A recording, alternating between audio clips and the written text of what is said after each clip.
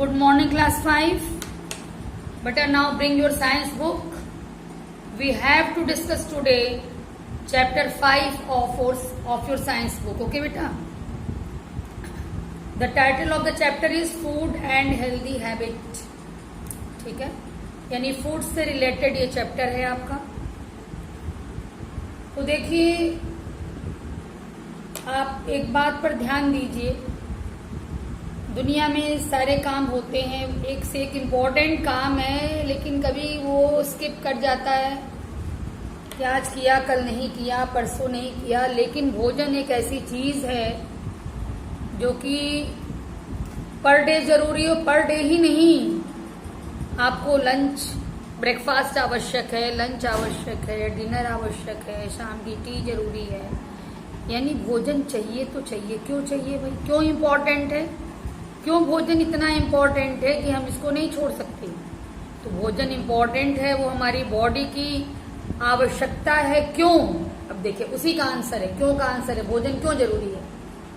To stay alive, जीवित रहने के लिए। यदि हम टाइमली भोजन नहीं करेंगे, फूड नहीं लेंगे, तो क्या होगा? हम सरवाइव नहीं कर पाएंगे, जीवित नहीं रह पाएंगे।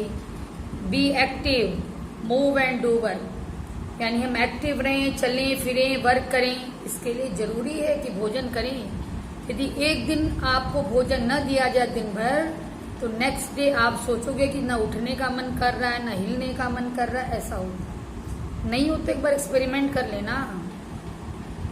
इसके अलावा देखिए, आपकी बॉडी में ग्रोथ होती रहती है, तो ग्रोथ तभी होगी जबकि न्यू सेल्स बनेंगी, और न्यू सेल्स तभी बनेंगी जब आपको न्यूट्रिशन मिलेगा, आपको फूड मिलेगा। आप हेल्दी रहें, आपको कोई बीमारी न हो, आप डिजीज फ्री रहें, जरूरी है कि आपको सही ढंग से डाइट मिले। आपकी बॉडी में यदि कोई फॉरेन बॉडी आ गया है, बाहर से कोई बैक्टीरिया वायरस आ गया है, तो जरूरी है कि आपकी बॉडी इतनी स्ट्रांग हो कि बाहर से आए हुए बैक्टीरिया वायरस को उससे लड़ करके उसको हरा दे, उसको जान से मार दे। इसीलिए आपने सुना होगा आजकल जो कोरोना वायरस फैला हुआ है, लोग कहते हैं कि अपनी इम्यूनिटी स्ट्रांग करो, ऐसा भोजन लो, ऐसी चीजें खाओ कि इम्यूनिटी स्ट्रांग हो। इम्यूनिटी स्ट्रांग होने का मतलब ये है कि रोगों से आपकी जो लड़ने की क्षमता है वो आप में जबरदस्त हो जाए। यानी कोई भी वायरस आपके बॉडी में भी आता है तो आपकी बॉडी में ये कैपेसिटी रहे कि आपकी बॉडी उस बाहर से आए हुए वायरस को, बैक्टीरिया को, बाहर से आए हुए जर्म्स को मार दे। ठीक है ना? यही होता है इम्यूनिटी का मतलब। वो ये तभी पॉसिबल है जब आप एकदम बढ़िया डाइट लें। अब इसके बाद वही उन्होंने बताया है कि भाई जैसे हमने न्यूट्रिएंट शब्द लिया, अभी बोला मैंने कि न्यूट्रिएंट्स, अच्छा न्यूट्रिएंट लेना चाहिए हमें। तो न्यूट्रिएंट, व्हाट आर न्यूट्रिएंट्स? क्या है न्यूट्रिएंट्स? तो न्यूट्रिएंट्स जो है वो ऐसी चीजें हैं, केमिकल एलिमेंट्स या सब्सटेंसेस हैं हमारे फूड में, हमारे भोजन में, ठीक है, जो हमें फिट रहने में हमारी हेल्प करते हैं। वही न्यूट्रिएंट्स हैं। जो भी फूड हम इनटेक करते हैं, जो भी भोजन खाते हैं, भोजन ग्रहण करते हैं, उसमें जो ऐसी चीजें हैं जो हमें हेल्दी रखती हैं, वो चीजें न्यूट्रिएंट्स। ठीक है? अब टाइप्स ऑफ न्यूट्रिएंट्स देखिए। तो टाइप्स ऑफ न्यूट्रिएंट्स में क्या क्या है? Carbohydrate, fat, protein, vitamin and minerals. यहाँ मिनरल्स में लिखा हुआ है, ठीक है। ये चीजें न्यूट्रिएंट्स हैं। इसके अलावा दो चीजें और हैं जो न्यूट्रिएंट तो नहीं है लेकिन हेल्दी रहने के लिए बहुत जरूरी है, वो है वाटर और रफेज। क्या है? अभी डिटेल्ड स्टडी हम लोग इसकी करेंगे। लेकिन जो भी न्यूट्रिएंट्स हैं, पहले उसकी बात हो रही है कि वो उसकी 3 कैटेगरीज हैं। न्यूट्रिएंट्स में कार्बोहाइड्रेट और फैट तो एनर्जी हमें देता है, इसलिए एनर्जी प्रोवाइडर कहलाता है। प्रोटीन जो है वो ग्रोथ और रिपेयरिंग का काम करते हैं, इसलिए बॉडी बिल्डिंग न्यूट्रिएंट है ये।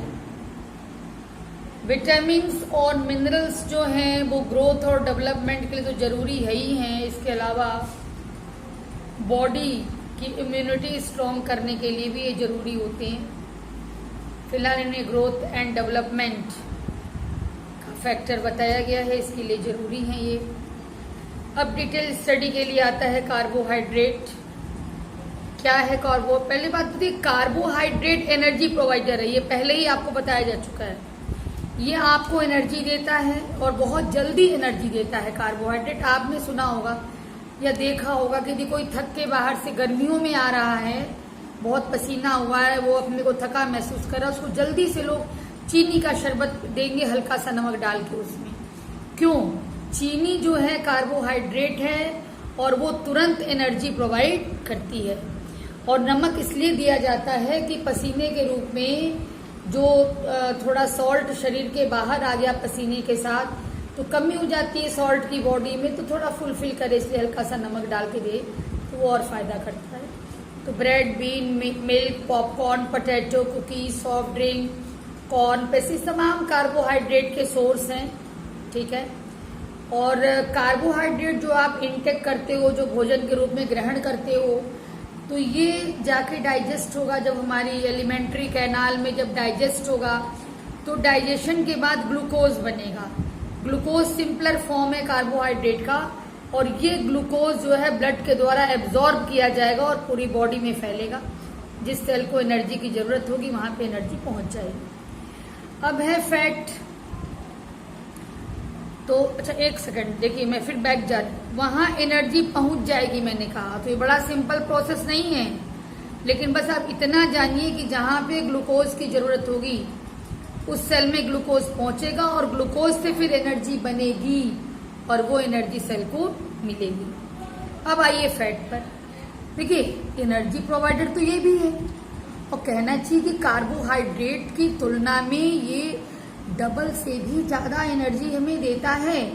लेकिन जितनी इजीली और जितनी जल्दी कार्बोहाइड्रेट से मुझे एनर्जी मिलती है, फैट से उतनी जल्दी नहीं मिलती, ठीक है, टाइम लगता है इससे मिलने में। तो जैसे बटर है, घी है, ऑयल है, मीट है, मिल्क है, मिल्क में भी जो फैट का पोर्शन है, घी का पोर्शन है, ये सब फैट का सोर्स है, ठीक है।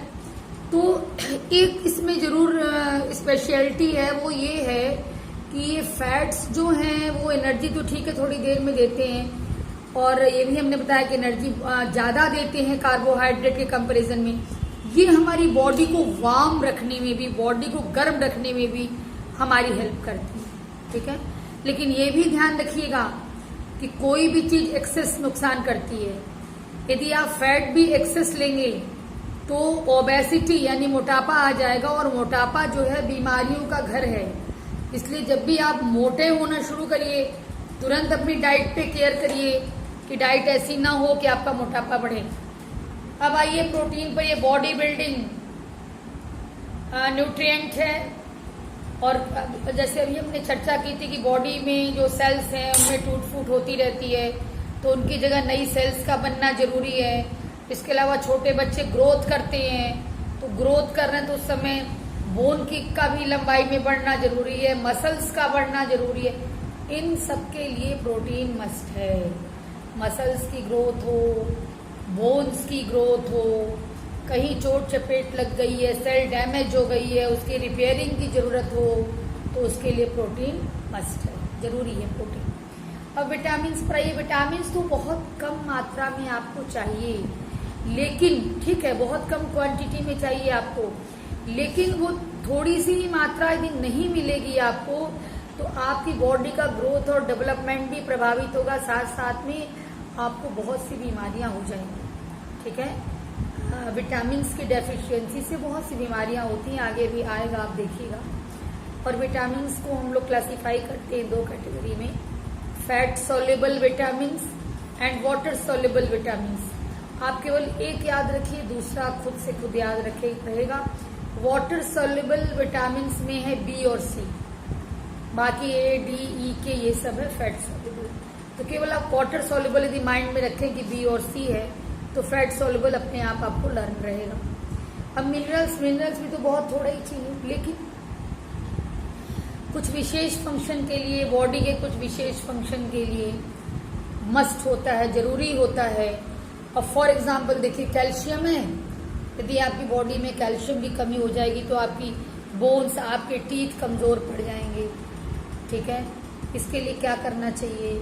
मिल्क डेली लेना चाहिए। मिल्क प्रोडक्ट्स हैं, पनीर है, चीज़ है, कर्ड है। इसके अलावा ग्रीन लीफी वेजिटेबल जैसे स्पाइनक है, पालक जिसको कहते हो, तो हरी पत्तेदार सब्जियां जो हैं ये सब कैल्शियम का सोर्स हैं। ठीक है, आयोडीन की बात कर लीजिए। यदि आयोडीन आपको सही क्वांटिटी में नहीं मिलेगी तो जानते हैं आपको बीमारी हो जाएगी। कौन सी? थायराइड ग्लैंड की बीमारी। थायराइड ग्लैंड जो है वो उसमें स्वेलिंग हो जाएगी, आपको गॉइटर नाम की बीमारी हो जाएगी। तो आयोडीन के लिए सी फूड, यानी ऐसा फूड जो कि जिसका सोर्स सी है और आयोडाइज सॉल्ट आता है बाजार में, ये सब खाना चाहिए हम लोग को। आयरन की कमी रहेगी तो आप में ब्लड की कमी हो जाएगी, क्योंकि आरबीसी रेड ब्लड कार्पशल की कमी हो जाएगी। रेड ब्लड कार्पशल की कमी होगी तो आप सांस भी ठीक से नहीं ले पाएंगे। ध्यान दीजिए, ऑक्सीजन एब्जॉर्ब नहीं कर पाएगा ना। जब आरबीसी ही तो ऑक्सीजन एब्जॉर्ब करता है, जब आरबीसी ही नहीं रहेगा सांस लेने में भी प्रॉब्लम हो जाएगी। तो आयरन आपको मिले, इसके लिए देखिए लीफी वेजिटेबल, एग वगैरह तो है ही है। वैसे मैं बता दूं आपको कि बैगन जो होता है, ब्रिंजल, ये भी आयरन का बहुत बढ़िया सोर्स होता है। बनाना है, इवन एप्पल है, ये सब में भी आयरन अच्छा मिलता है आपको। इसके अलावा मैग्नीशियम, फास्फोरस, सोडियम, पोटेशियम, तमाम मिनरल्स हैं जो थोड़ा थोड़ा जरूरत हमको जिनको होती है, थोड़ी थोड़ी मात्रा में, लेकिन होती है। यदि वही नहीं मिलेगी तो दिक्कत हो जाएगी। अब रफेज क्या है? देखिए रफेज फाइब्रस आइटम है फूड का, और ये न्यूट्रिएंट तो नहीं देता, लेकिन यदि रफेज आप नहीं खाएंगे तो कॉन्स्टिपेशन आपको हो जाएगा, कब्जियत जिसको कहते हैं, मोशन क्लियर नहीं होना, पेट साफ ना होना। ठीक है, इसके लिए आपको हरी पत्तेदार सब्जियां खाइए, गाजर खाइए, लौकी खाइए, बिना चाला हुआ, जैसे लोग आटा चाल के ना वो बनाते रोटी, नहीं, आटा मत चालिए, भूसी सहित रोटी बनाइए आटे की। दलिया खाइए, ये सब रफेज है जो आपके पेट को साफ रखता है, मोशन क्लियर करता है। और आप एक ऐड सुनते होंगे, पेट सफा तो हर रोग दफा। सारी बीमारियों की जड़ जो है वो पेट है। यदि पेट सही नहीं रहेगा तो आपको बीमारियां होंगी, इसलिए इसके बारे में आप बहुत केयरफुल रहिए। अब वाटर है, ठीक है, वाटर में न्यूट्रिएंट हो ना हो, हालांकि कुछ मिनरल्स मिलते हैं इसके थ्रू आपको, लेकिन यदि आप वाटर नहीं लेंगे तो कोई भी मेटाबॉलिक एक्टिविटी जो है बॉडी की, उसमें से मैक्सिमम तो विदाउट वाटर पॉसिबल ही नहीं है। ठीक है, इसलिए और क्या फंक्शन है देखिए, डाइजेशन में हेल्प करता है, ये जो न्यूट्रिएंट्स आपने लिया उसको एब्जॉर्ब करने में हेल्प करता है वाटर। यदि लिक्विड फॉर्म में नहीं होगा तो एब्जॉर्ब नहीं हो पाएगा, तो पानी में डिजॉल्व होता है न्यूट्रिएंट और उसी डिजॉल्व फॉर्म में एब्जॉर्ब होगा। इसके अलावा देखिए यूरिन जो होती है, जब आप पानी नहीं पिएंगे तो प्रॉपर यूरिन आप डिस्चार्ज नहीं कर पाएंगे। यूरिन नहीं डिस्चार्ज कर पाएंगे तो आपकी बॉडी में जो पॉइजनस चीजें हैं वो आपकी बॉडी से नहीं निकल पाएंगी। कभी कभी मैं आपको बताऊं, जब आप दवा वगैरह लेते हैं तो आपकी यूरिन में स्मेल कुछ दूसरे तरह की आ जाती है, कलर बदल जाता है यूरिन का। क्यों? आप बीमार हुए, आपने दवा ली, उस दवा, जितनी दवा की जरूरत है वो बॉडी ने एब्जॉर्ब किया, और जिस दवा की जरूरत नहीं है यूरिन के थ्रू वो आपकी बॉडी से बाहर निकल जाता है। इसीलिए आपने देखा है कि जब आप दवा खा रहे होते हैं बीमारी के समय, तो यूरिन का कलर चेंज रहता है, उसकी स्मेल चेंज रहती है, यही कारण है।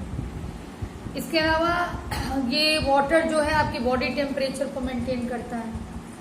एक एग्जाम्पल ये भी है, देखिए स्वेट होता है, पसीना होता है, गर्मियों में शरीर से पानी निकलता है, उस समय आपको प्यास भी ज़्यादा लगती है, आपको पीना भी चाहिए पानी बहुत ज़्यादा। तो जब पसीने के रूप में पानी निकलता है तो आप महसूस करिए कि जब बहुत पसीना हुआ हो, पंखे के नीचे बैठी, तो आपको ठंडा लगता है। ठंडा मतलब बढ़िया लगता है, थोड़ा कूल कूल लगता है। क्यों? क्योंकि जब वो पसीना एवापरेट होता है, स्वेट जब एवापरेट होता है, तो एवापरेट होने के लिए टेम्परेचर आपकी बॉडी से लेता है, इसीलिए आपकी बॉडी को थोड़ा आराम मिलता है। अब है बैलेंस डाइट। तो बैलेंस डाइट देखिए क्या है, ऐसा डाइट, ऐसा भोजन जिसमें हर न्यूट्रिएंट प्रॉपर क्वांटिटी में हो, वही बैलेंस डाइट है। ठीक है, और एक चीज़ और बता दूं कि आपकी डाइट कितनी हो ये इस बात पे डिपेंड करता है कि आपका जो वर्क आप करते हैं उसका नेचर क्या है। यदि आप फिजिकल वर्क ज़्यादा करते हैं, शारीरिक श्रम ज़्यादा करते हैं, तो आपकी खुराक ज़्यादा होगी और होनी भी चाहिए। और यदि आप फिजिकल वर्क कम करते हैं, शारीरिक श्रम कम करते हैं, तब आपकी खुराक ज़्यादा नहीं होगी। इसी तरह से जो बच्चा ग्रो कर रहा है उसको ज़्यादा डाइट चाहिए। वो थोड़ी थोड़ी देर पर कहता है मम्मी भूख लगी है, कुछ चाहिए खाने को, तो रीज़न है उसको खाना भी चाहिए। ऐसे प्रेग्नेंट वुमेन है तो उसको भी भाई बच्चे को भी खाना मिलता है, जो माँ खाती है उसी से। जब पेट में बच्चा है तो बच्चा भी उसी भोजन को लेता है जो माँ ने खाया, माँ के भोजन में ही शेयरिंग करता है। तो प्रेग्नेंट वुमेन को भी सही डाइट चाहिए, प्रोटीन रिच। ग्रोइंग चिल्ड्रेन हो या प्रेग्नेंट वुमेन हो, इन लोगों को प्रोटीन बढ़िया से चाहिए। क्यों? क्योंकि भाई ग्रो करने में, नई सेल बनाने में, नई टिश्यू बनाने में प्रोटीन की ही भूमिका होती है। ठीक है। अब फूड पिरामिड देखें कि बनाया गया है, क्या बनाया गया जरा देखिए, उसके बाद आप समझिए ये है क्या। सबसे नीचे देखिए ब्रेड, सीरियल यानी रोटी, अनाज, चावल, पास्ता, ये सब है। इसके बाद यहाँ पे दो भाग में इन्होंने किया है, इधर फ्रूट्स बनाया है, इधर वेजिटेबल्स बनाया है।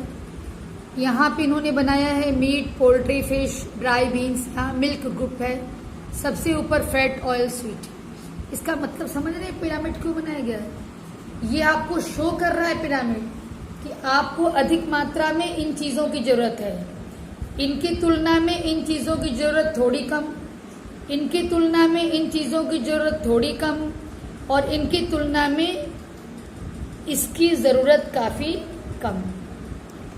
ठीक है, ये पिरामिड आपको शो कर रहा है इस चीज को। अब आइए डिजीजेस के बारे में। तो डिजीज जो है दो तरीके के हैं, कम्युनिकेबल और नॉन कम्युनिकेबल। जो कम्युनिकेबल डिजीज है वो फैलते हैं एक पर्सन से दूसरे पर्सन तक, और ऐसे जर्म्स के थ्रू फैलते हैं जो माइक्रोस्कोपिक होते हैं, बहुत छोटे होते हैं। तो जो भी कम्युनिकेबल डिजीज है, जैसे आजकल तो कोरोना एकदम फेमस ही हो गया, छोटा छोटा बच्चा जान रहा है इसको। तो क्या है कि यदि किसी को कोरोना हुआ है, मैं उसके टच में रहूंगी या उसके सामान को यूज करूंगी तो मुझे भी वो वायरस मेरे पर भी अटैक कर देगा। इसलिए यदि कम्युनिकेबल डिजीजेज हैं, और भी है भाई कोरोना के अलावा, केवल कोरोना ही नहीं है, और भी डिजीजेज हैं जो कम्युनिकेबल हैं और माइक्रो ऑर्गेनिज्म से होते हैं।